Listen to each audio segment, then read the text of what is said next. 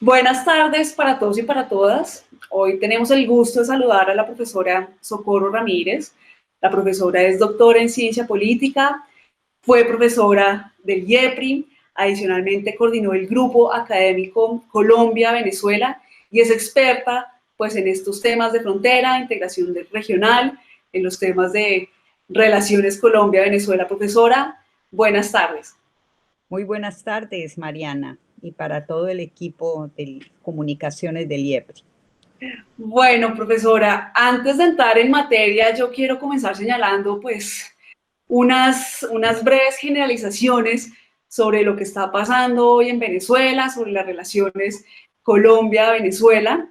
En junio, es decir, el mes pasado, salió publicado este libro, La habitación donde ocurrió, Memorias de la Casa Blanca, que escribió el ex asesor de seguridad del gobierno de Donald Trump, John Bolton. El libro, pues, trata de muchos temas. Entre los temas que trata, como usted lo menciona en una columna recientemente publicada, pues está el tema de Venezuela. Y en especial, las estrategias fallidas de Trump en este país. Y también, pues, cómo el presidente Trump trata a América Latina como el patio trasero, como su patio trasero. Tenemos también en Venezuela una crisis social, política, económica, que se suma a la crisis derivada de la pandemia del coronavirus. Tenemos unas relaciones tensas entre el gobierno de Iván Duque y el gobierno de Nicolás Maduro. Se suman también las tensiones existentes entre Maduro y entre Juan Guaidó. Y, pues, por si fuera poco, tenemos una grave crisis migratoria en este país. Usted mencionaba en esta columna, y quiero que por aquí comencemos, que la política exterior colombiana del gobierno de Iván Duque está muy alineada con los intereses de Donald Trump. Y esto se hace muy evidente en una relación, digamos, tensa con Venezuela y también en una política exterior que está narcotizada, como usted señala, y que está de alguna forma permeada por nuestro vecino país. Yo quiero que nos comente, por favor, sobre eso. En efecto, Colombia no tiene una política internacional ni de consenso, porque nunca ha citado, por ejemplo, la Comisión de Relaciones Exteriores, que justamente la concibe toda el andamiaje institucional de cómo se construye una política exterior para que logre reflejar distintas aproximaciones al tema.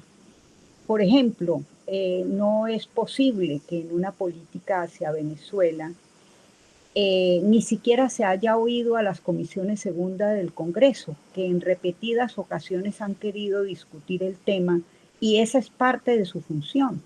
Tampoco a las autoridades locales.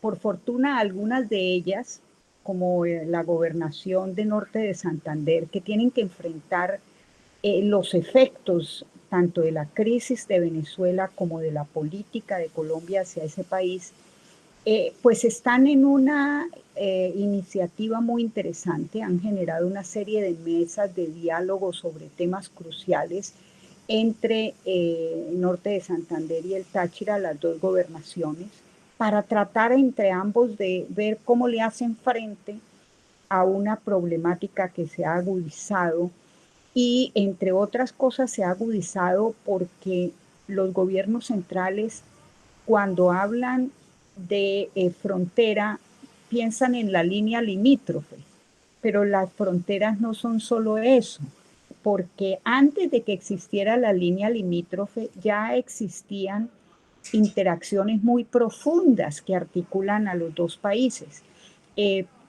Por ejemplo, compartimos más de 12 comunidades indígenas a lo largo del territorio, algunas como los Guayú, que son el 20% de los indígenas en Colombia y el 20% de los indígenas en Venezuela, y cuya cosmovisión los lleva a moverse por su territorio ancestral, que es binacional.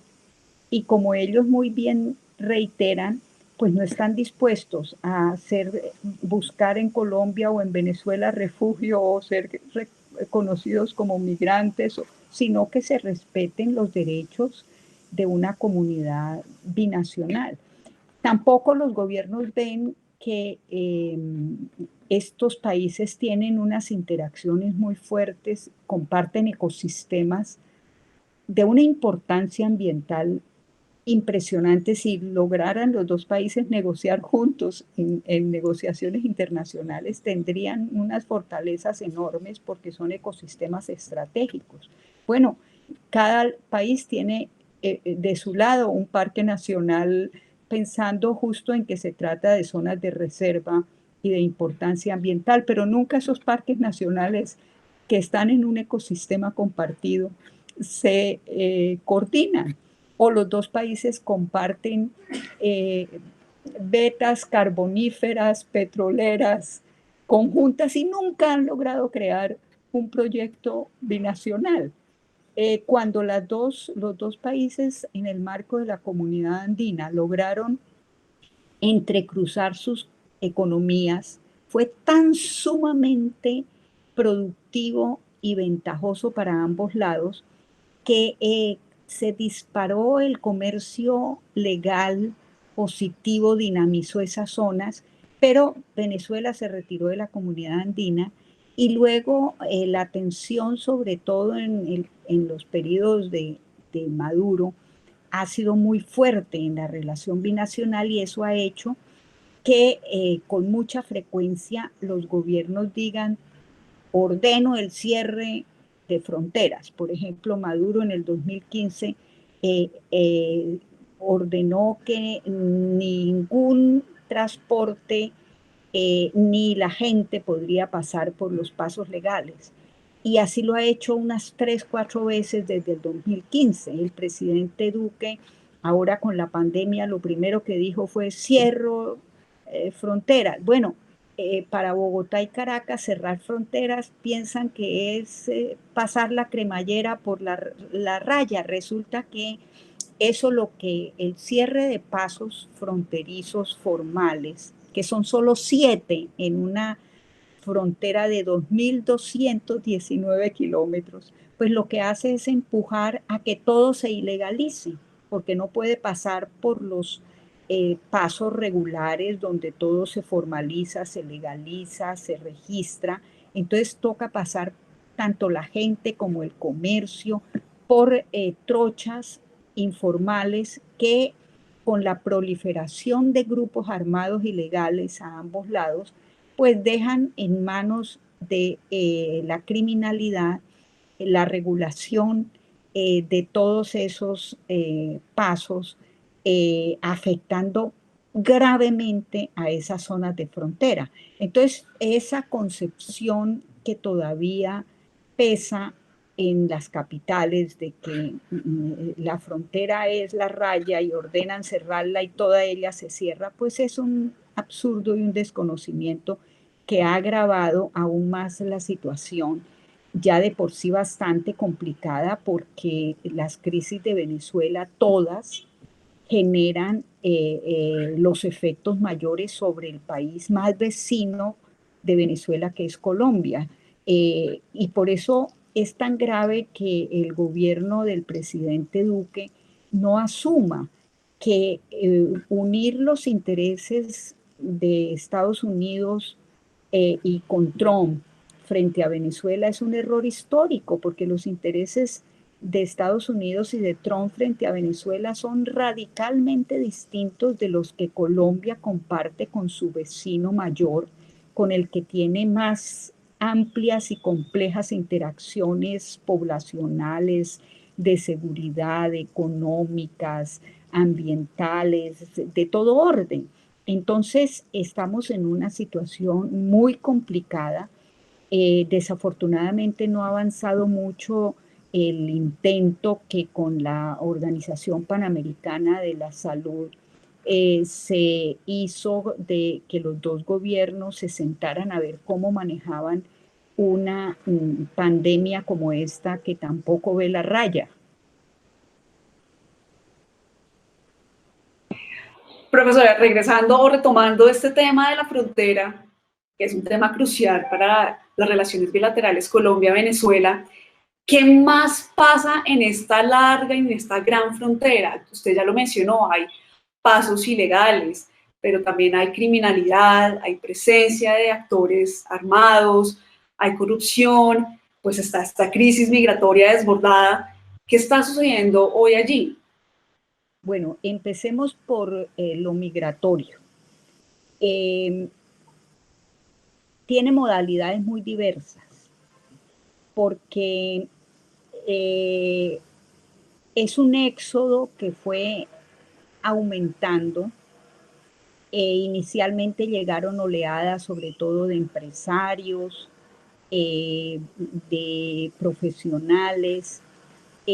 Poco a poco se generó el retorno de muchos colombianos que habían migrado en momentos en que Venezuela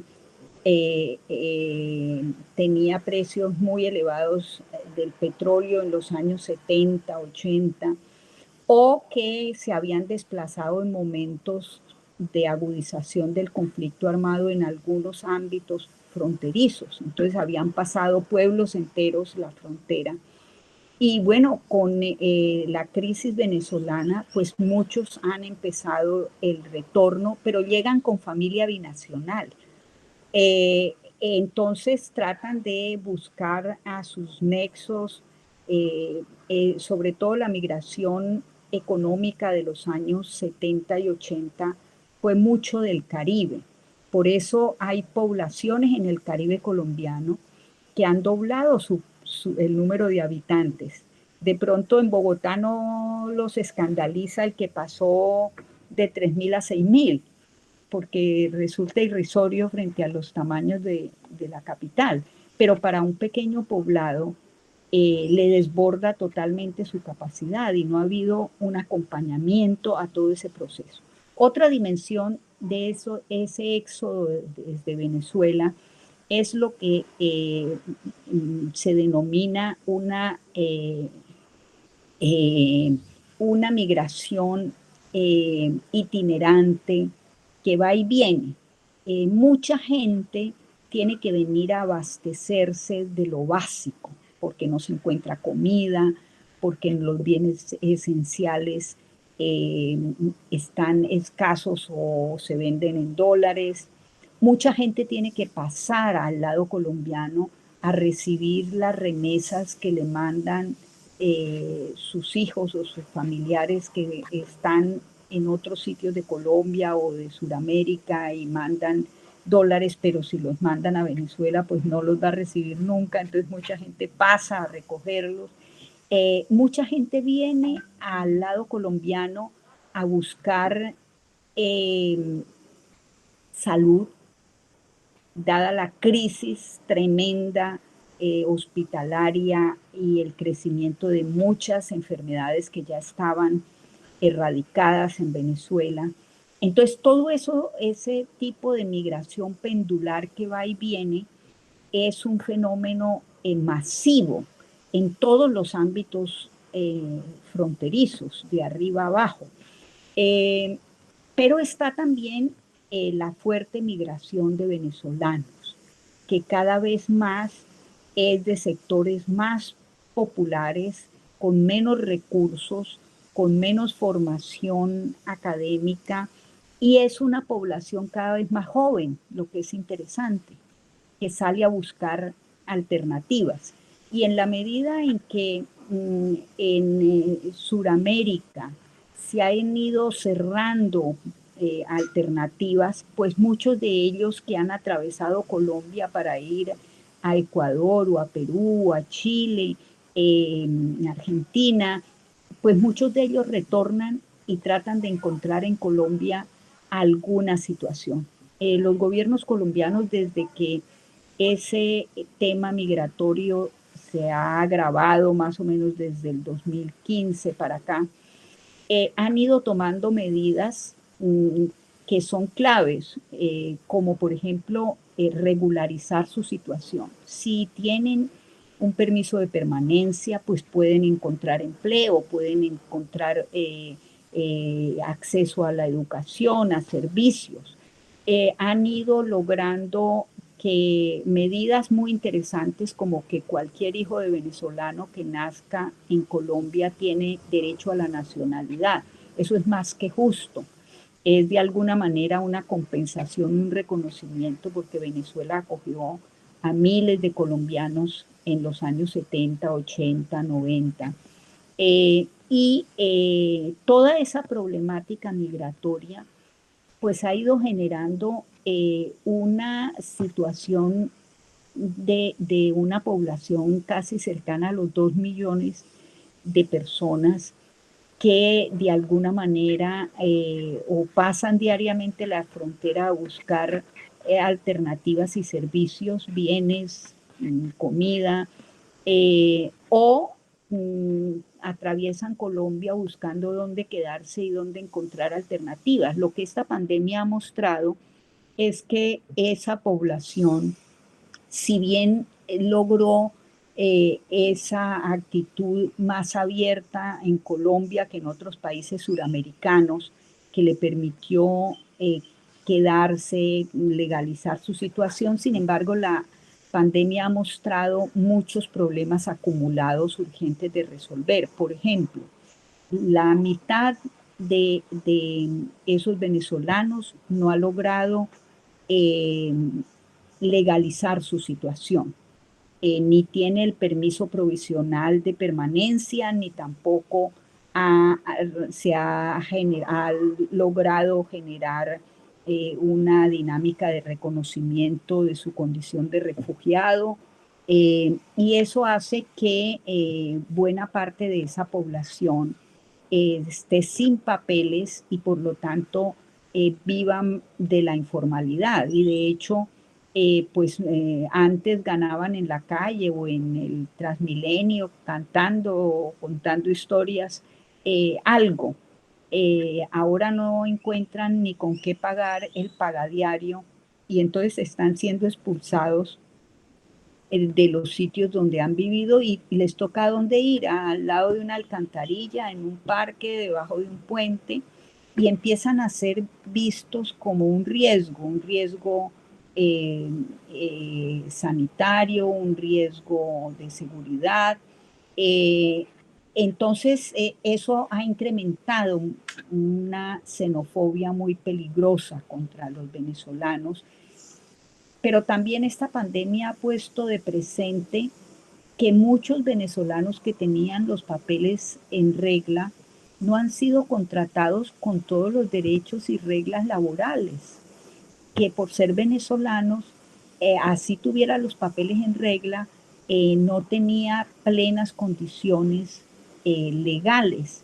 Y lo que es fundamental es que una población entre más insertada positivamente se sienta con derechos, puede ejercerlos, que se reconozca no como un riesgo y un problema, sino como un aportante en muchas dinámicas, pues va a ser mucho más beneficioso para un país, más aún si los migrantes son jóvenes, que en la medida en que reciban las mejores posibilidades y oportunidades, pues en unos años van a resolverle a Colombia el problema de esa curva migratoria que empieza a bajar por envejecimiento de la población.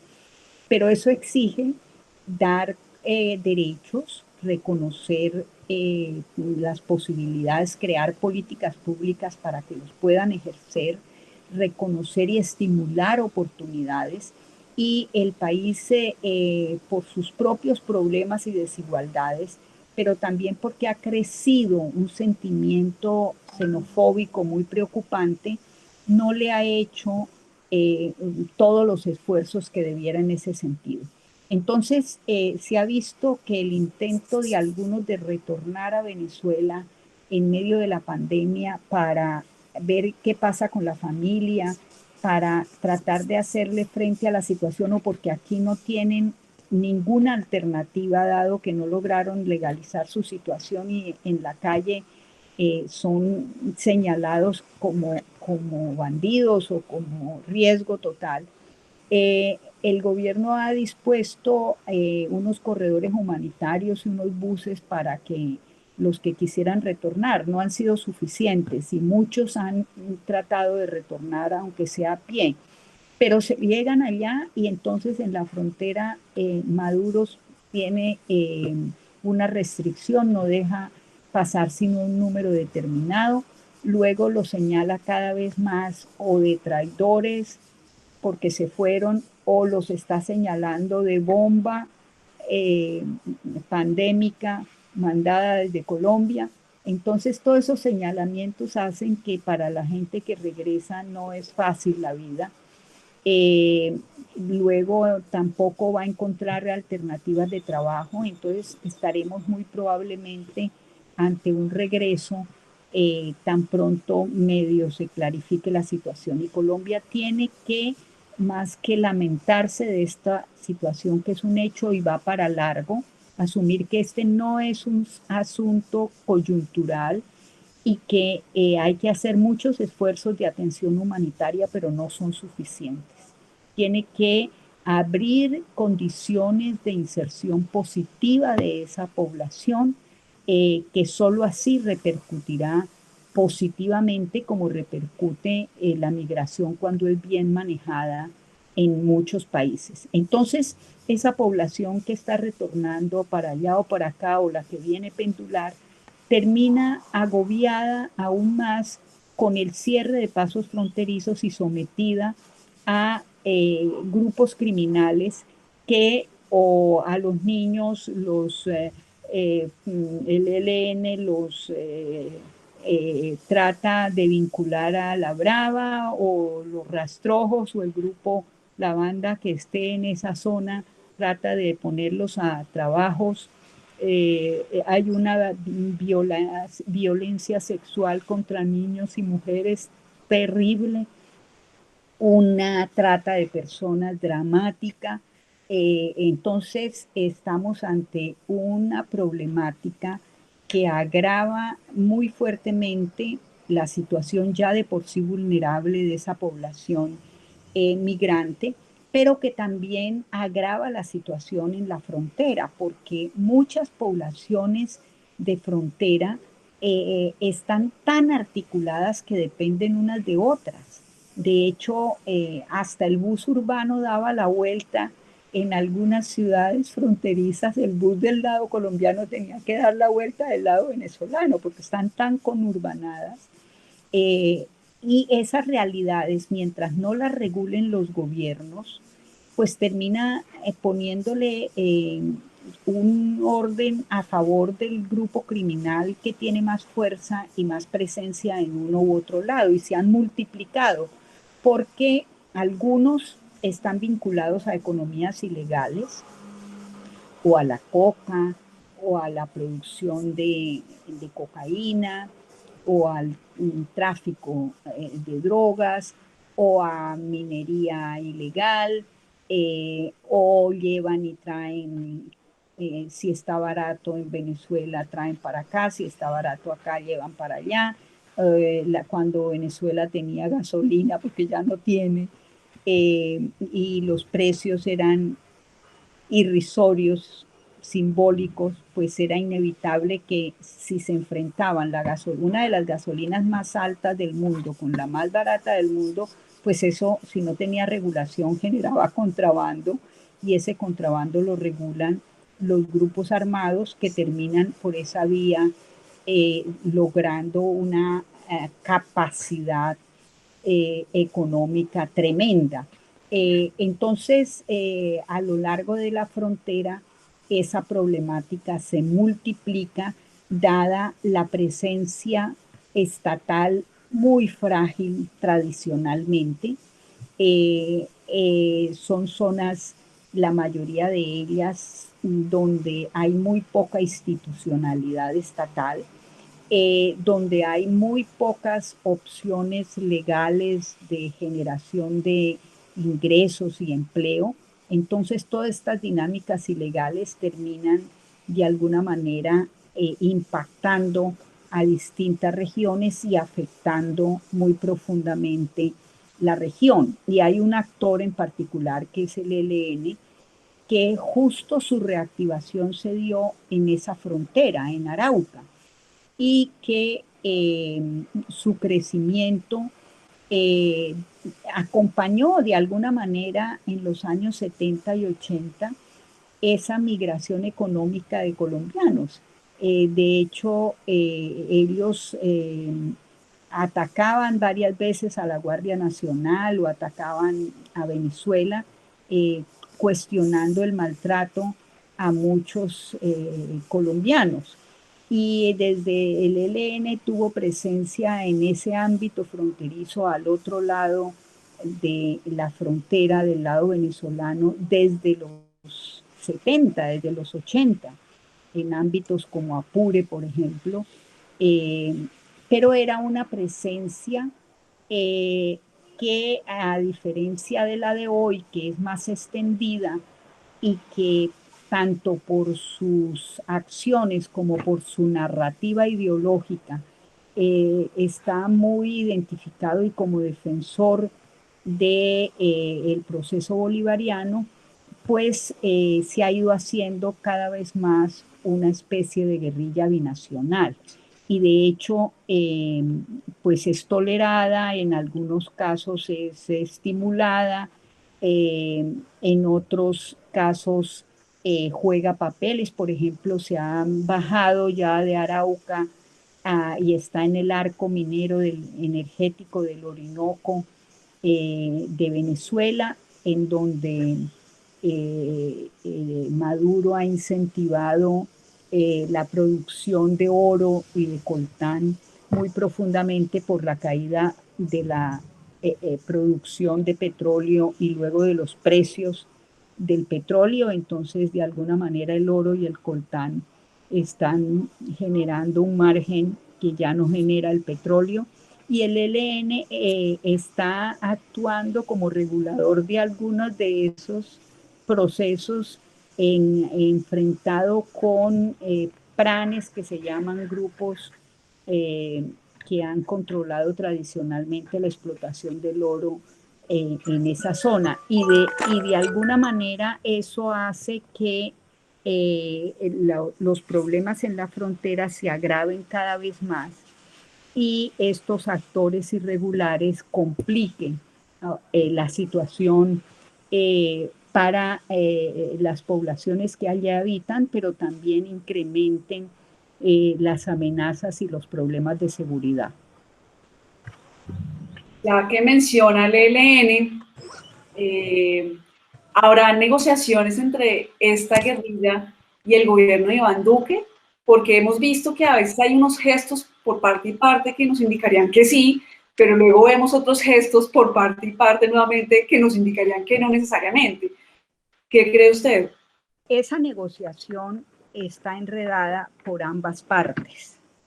Yo hice parte de la última delegación del gobierno colombiano que estuvo negociando en Quito y en La Habana en 2018 con el ELN, y esperamos hasta último momento poder entregarle al gobierno de Duque todo el acumulado interesante de desarrollo de la agenda negociadora, pero los mensajes siempre fueron muy confusos. Y luego el ELN, con la continuación de su accionar, no solo militar, que es su razón de ser, sino violando el VIH con secuestros, con reclutamiento de niños, con minado de territorios, desplazando poblaciones, y ese atentado terrorista que hizo en enero del 2019 contra la policía en Bogotá, pues llevó al gobierno del presidente Duque a parar la mesa. Sin embargo, pues había unos protocolos firmados entre el Estado colombiano y el Estado cubano para garantizar justamente que una cosa tan delicada como esa pudiera desarrollarse como en efecto se desarrolló en las mejores condiciones posibles. Pero el gobierno del presidente Duque consideró que esos protocolos eran un problema del gobierno anterior. No, eran un acuerdo del Estado colombiano, porque comprometían al país.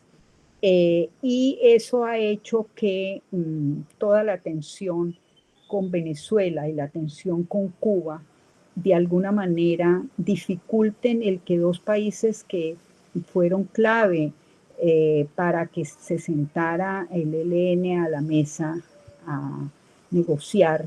Venezuela era garante, Cuba era sede y jugó un gran papel facilitando todos los procesos. El que el gobierno del presidente Duque le haya ayudado a Donald Trump a meter a Cuba en la lista de países que no cooperan en la lucha antiterrorista supuestamente porque allá está el ELN, pues fue un golpe muy grande a las posibilidades de lograr concretar esa viabilidad de la negociación, porque pues están allá los miembros de la delegación que negociaban, porque el Estado colombiano así se lo pidió a Cuba y porque había unos protocolos que decían que si la mesa se levantaba había unas reglas de juego para el retorno. Entonces no están allá por que Cuba quiera incumplir o usarlos o ponerlos en acciones terroristas. Cuba está en otro momento de su historia.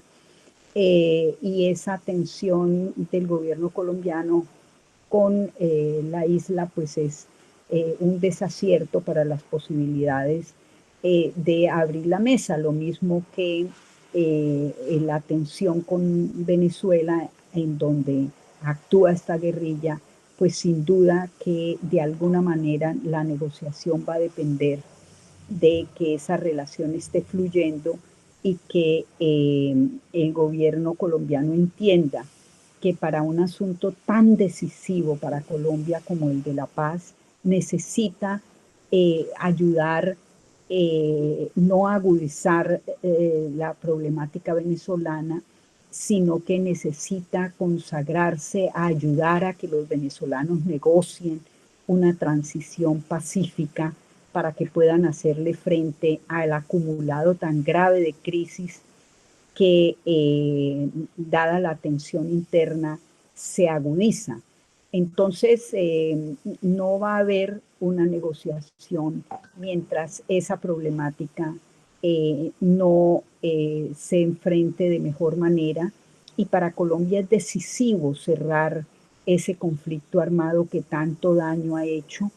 Y como aconteció en el caso de las FARC, pues una negociación requiere apoyos y para eso fueron muy importantes tanto Cuba como Venezuela.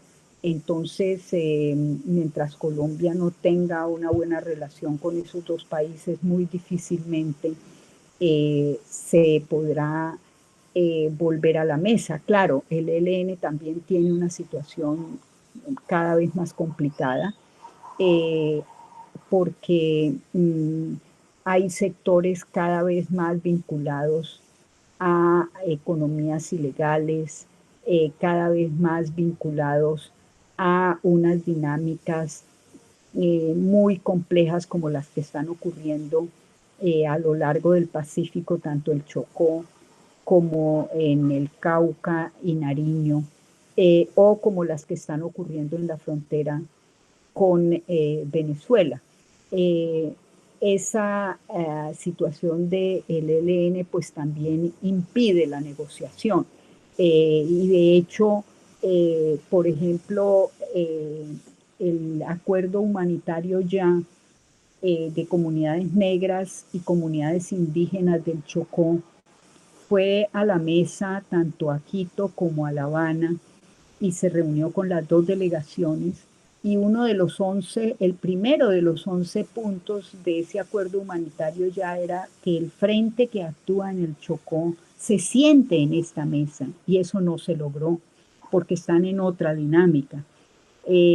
Entonces, pero si la sociedad civil no presiona, si la sociedad civil no acompaña a esas comunidades locales que están pagando unos costos tan altos, y si no presiona al gobierno colombiano para que sea realista y vea la urgencia y la conveniencia nacional de esa negociación, pues vamos a estar empantanados. El presidente Duque les exige al ELN la rendición. No, eso es un imposible. Así no ayuda a que los sectores que quieren negociar tengan mayor margen y puedan lograr movilizar a buena parte de su agrupación en esa perspectiva. Exigirles que se concentren, que renuncien a toda actividad, pues es una petición de rendición. Pero si el gobierno se aliara con la sociedad local que le está exigiendo que cumplan el derecho internacional humanitario de la guerra, que no secuestren, que no recluten niños, que no minen territorios, bueno, podría hacer un frente común con la sociedad para presionar a favor de una negociación, en lugar de poner unas condiciones extremas que imposibilitan cualquier posibilidad de negociación. Como tú decías, ha habido pequeños gestos. El ELN acogió el primer mes de la pandemia el llamado de Naciones Unidas y del Papa. Desafortunadamente muchos sectores de la sociedad civil, empezando por Defendamos la Paz, que es un movimiento que se ha ido creando con muy diversos sectores que han estado vinculados a los distintos procesos de paz y con muy diversas comunidades. Defendamos la Paz le ha insistido al ELN que mínimo en la pandemia, por respeto básico a las poblaciones que dice defender, pare su acción, que termine toda esa violación del VIH que ha incrementado en estos periodos y que se disponga a negociar porque la resistencia armada, lejos de ayudarle a esas comunidades más desfavorecidas, lo que hace es agravarles aún más su vida, que ya es bastante difícil.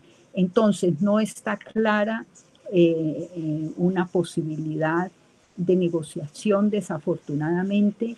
Yo confío en que la presión de la sociedad civil y ojalá de la comunidad internacional, como esta que acabamos de ver en Estados Unidos, que le pide masivamente desde Estados Unidos, congresistas, organizaciones muy diversas, le piden a Naciones Unidas, al gobierno de Estados Unidos, que se pongan a favor de la negociación, de la aplicación del acuerdo de paz con las FARC, lo defiendan, que defiendan y le exijan al gobierno que le haga frente a este horror del asesinato del liderazgo social. Eh, Todo eso lo que el gobierno de no cumplir esas expectativas, pues aleja aún más la posibilidad de una negociación y le da más banderas al ELN. Profesora, ya que usted menciona este poder de la ciudadanía, esta presión que puede ejercer la ciudadanía, digamos en el caso de unas posibles negociaciones con el ELN, quiero retomar esta idea del poder ciudadano para el caso, digamos, de las relaciones Colombia-Venezuela. ¿Qué ha pasado o en qué ha avanzado esta iniciativa ciudadana Puentes Ciudadanos, ¿sí? Que es un grupo de convergencia ciudadana Colombia-Venezuela? ¿Qué se ha adelantado allí? Bueno, es una iniciativa muy interesante que surgió hacia octubre del año pasado y la idea de alguna manera era revivir esfuerzos que se hicieron en el pasado y fueron muy exitosos eh, cuando universidades se articularon y en momentos críticos fueron capaces de leer conjuntamente la situación, de presionar conjuntamente, de tender puentes, de abrir posibilidades de acercamiento. Y de hecho, pues quienes coordinamos ese esfuerzo a través del grupo académico Colombia-Venezuela, el, el presidente Chávez y el presidente Uribe nos llamaron a ser parte de la comisión de vecindad, luego de un momento de mucha tensión en el que un espacio como este ayudó mucho a presionar por reconstruir la relación. Puentes Ciudadanos de alguna manera ha intentado fortalecer esos nexos positivos. Empezó con un manifiesto conjunto binacional que firmaron más de 2.000 personas en ambos países y que tuvo luego adhesiones en varios países latinoamericanos que veían con mucho interés el que un fenómeno de ese estilo se estuviera produciendo. Y tuvimos un primer diálogo en Bogotá muy nutrido, donde le pasamos revista a lo que estaba pasando en Venezuela, a las posibilidades de negociación de una salida democrática. Examinamos la política de Colombia hacia Venezuela, vimos la necesidad de que Colombia diferenciara sus intereses eh, frente a Venezuela de los intereses de Estados Unidos, que tiene otra perspectiva y otra, no está pegado al lado de esa problemática. Eh, Oímos a toda la gama de retornados inmigrantes sobre sus problemáticas. Fue muy interesante el diálogo con esos sectores. Después tuvimos una sesión que fue muy ilustrativa, porque con la Comisión Segunda de la Cámara y el Senado del Congreso de Colombia, que son los encargadas de la política exterior colombiana, tuvimos varias sesiones examinando la problemática fronteriza y examinando también la situación de Venezuela. Luego, en enero, se hizo un diálogo en Cúcuta con todos los alcaldes y gobernadores del lado colombiano de la frontera que acababan de arrancar su periodo, que habían sido elegidos y iniciaban su labor, y les compartimos muchas de esas reflexiones que se habían hecho en los eventos anteriores y los oímos. Además, les propusimos hacer un gran esfuerzo para que en esos planes de desarrollo local que estaban construyendo en ese momento centraran una mirada proactiva del tema migratorio, y sobre eso desarrollamos una gran reflexión con ellos. Fue una reunión sumamente interesante. Eh, eh, Luego hemos tenido también diálogos con la Cámara de Comercio Colombo-Venezolana, que intenta de alguna manera que ese comercio fuerte entre los dos países no solo no se pierda, sino que es una necesidad que genera a ambos lados empleo, bienes, servicios, pero que necesita una regulación. Hemos tenido también ahora durante este periodo de cuarentena, hemos desarrollado unos diálogos con distintos sectores fronterizos. Tuvimos uno muy bueno con indígenas guayú de Venezuela y de Colombia, examinando la problemática fronteriza. Luego lo hicimos en el Perijá y Catatumbo, otro ámbito fronterizo binacional muy complejo. Oímos las problemáticas locales, generamos entre ellos interacciones y con académicos de la región. Después tuvimos otro con sectores de Arauca y de la Orinoquia y del Apure. Hemos tenido también varios diálogos con organizaciones, tanto de la iglesia, el Servicio Jesuita de Refugiados, por ejemplo, con comunidades de la iglesia que a lo largo de la frontera atienden emergencias de los migrantes y ponen comedores o buscan alguna forma de atención humanitaria. Hemos tenido diálogos con ellos muy interesantes, oyéndolos, sus experiencias, poniendo en común las reflexiones sobre el tema que Puentes Ciudadanos ha ido construyendo. Y se generó un diálogo con sectores que atienden a venezolanos en los dos sitios de mayor concentración, que son Bogotá y el Caribe colombiano. Entonces, ese acumulado ha sido muy interesante. Ojalá que Puentes Ciudadanos pueda seguir en ese empeño. La idea es poder retomar el diálogo con los venezolanos, con los sectores venezolanos que hacen parte de Puentes Ciudadanos. Ha sido difícil porque con la pandemia y los problemas de energía muchos se mantienen sin posibilidades de conexión, pero vamos a intentar, lo hemos logrado con algunos sectores de la frontera. Vamos a intentar retomar esa discusión porque el sentido de Puente Ciudadano es justamente generar diálogos entre los dos países, fortalecer nexos positivos, dialogar con todos los sectores que tienen que ver con esa problemática. Por eso esas conversaciones con los congresistas, tanto representantes a la Cámara como senadores que se ocupan del tema en las comisiones segundas, hay que retomarlo. Teníamos todo un plan de trabajo que con la pandemia y la parálisis del Congreso se detuvo. Ahí estamos apoyando el diálogo. Justo mañana tiene la asamblea, la Cámara de Comercio Colombo-Venezolano, y vamos a participar ahí de un diálogo sobre la situación fronteriza y migratoria.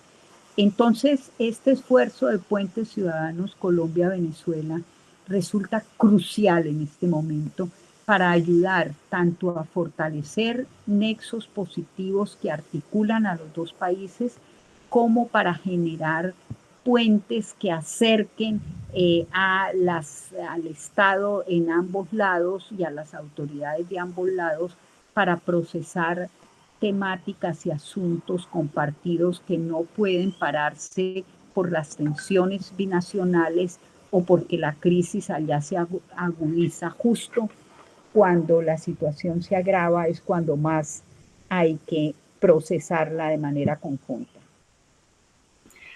Profesora, quiero que terminemos con esta pregunta sobre el Grupo de Lima, este grupo que se creó en 2017, conformado por 12 países americanos para buscar soluciones a la crisis en Venezuela. ¿Qué se ha logrado allí? ¿Qué avances concretos ha realizado el Grupo de Lima? Me parece que pocos. Y el gobierno del presidente Duque cometió un gran error, porque llevó a una de las reuniones del grupo que necesitaba un diálogo interno importante en un momento crucial, llevó a Estados Unidos. No tenía sentido, es otra cosa. Luego, pues el presidente Duque se ha articulado muy estrechamente con un sector de la oposición venezolana. Pero esa oposición está cada vez más fragmentada y eso es parte de la problemática, y Colombia no se puede casar con uno u otro sector. necesita ser capaz de entender que su mayor vecino está viviendo un drama histórico y que necesita ayudar a que los propios venezolanos negocien y no a que venga de fuera una presión, una invasión, una acción de fuerza para llevarse a Maduro, que además el problema no se resuelve simplemente con la salida de Maduro, que los propios venezolanos tienen que ir modulando cómo logran esa transición y cómo empiezan esa reconstrucción de Venezuela. Entonces, desafortunadamente, el Grupo de Lima, que era una esperanza de que la región tuviera un espacio donde procesar esas temáticas, pues ni ha mirado de manera proactiva el tema migratorio, tampoco sirve para sopesar el deterioro de la situación de Venezuela, ni incide tampoco en que la negociación entre venezolanos avance. Desafortunadamente ha ocurrido eso porque todos los espacios de integración de América Latina y el Caribe están paralizados, justo cuando se necesita que la región actúe, incida, y de pronto una de las alternativas que podría ser interesante a ayudar a generar es que vuelva a surgir una especie de grupo como grupo contadora, como ese que funcionó en el momento de la crisis centroamericana y ayudó al acercamiento. Bueno, algo así, ojalá que pudiera surgir, dado que el Grupo de Lima quedó frustrado y en buena medida por Colombia, que metió a Estados Unidos cuando el grupo tenía cada vez más divergencias y necesitaba tener un espacio para procesarlas, para escucharse, para sopesar las cosas y no simplemente para alinearse con un gobierno tan imprevisible, tan ególatra y en medio de un esfuerzo por reelegirse al costo que sea, como es la situación en la que anda Donald Trump. Profesora, pues muchas gracias por su tiempo, gracias por esta conversación tan clara, pues como tan precisa de lo que sucede en las relaciones entre Colombia y Venezuela. Bueno, muchas gracias a ti, Mariana, por esta oportunidad, y a mis colegas del IEPRI, de donde recibí siempre gran alimentación y estímulo para el desarrollo de todo este esfuerzo investigativo y de seguimiento de la relación con el principal vecino de Colombia. Bueno, profesora, que esté muy bien. Igualmente, buena tarde.